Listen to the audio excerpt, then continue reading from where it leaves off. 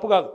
కాబట్టి మీరు డిమాండ్లు కూడా ఎట్లా పెట్టాలంటే అదే వీళ్ళేదో మొత్తం RRR ఆపుతాండ్రు, అభివృద్ధి నిరోధకులు అని కొంతమంది మాట్లాడు మొదలు పెడతారు. మమ్మల్ని కూడా తిడతారు.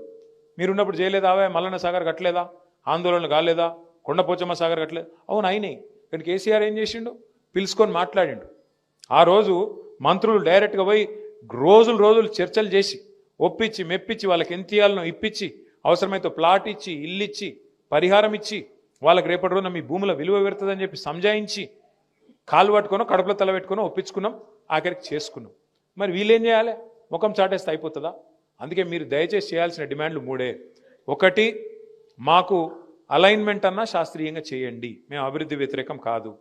2, నష్టపరిహారం సమంజసంగా ఇవ్వండి. ఇది సరిపోదు, ఏ రకంగా కూడా బహిరంగ మార్కెట్లో ఒక రేటు ఉంది, SRO రేట్ ఒకటి ఉంది. మరి దాన్ని పెంచి మానవతా కోణంలో ఒక దగ్గర మామ్నూర్ ఎయిర్పోర్ట్ కాడ 1,20,00,000 ఇస్తున్నారని చెప్పి కూడా తమ్ముడు ఇచ్చిండు వెంకటేష్. ఎకరానికి ఎయిర్పోర్ట్ 1,20,00,000 ఇస్తారు. మరి మీ దగ్గర ఎందుకు ఇవ్వద్దు అనేది మీ ప్రశ్న. అది వాస్తవమో కాదో నాకు తెలియదు, చూడండి. వాస్తవం అయితే సంతోషమే రాములన్న. అయితే అవన్నీ కూడా లాయర్లకు ఇవ్వండి. ఇంకా అదే చెప్తుంది. ఎందుకు చెప్తున్నా అంటే వాళ్ళు ఇంటూరు కాబట్టి. ఎవరికన్నా మీకు న్యాయ సలహాలు కావాలంటే, మీకు ఎవరికైనా సరే న్యాయ సలహాలు కావాలంటే ఇగో మన తెలంగాణ భవన్ గారు, దీని పేరు ఇప్పటి నుంచిగా జనతా గ్యారేజ్. మీరు ఎప్పుడంటే అప్పుడు రావచ్చు, మీకు ఏ సమస్యలు ఉన్నా వాళ్ళకి చెప్పచ్చు.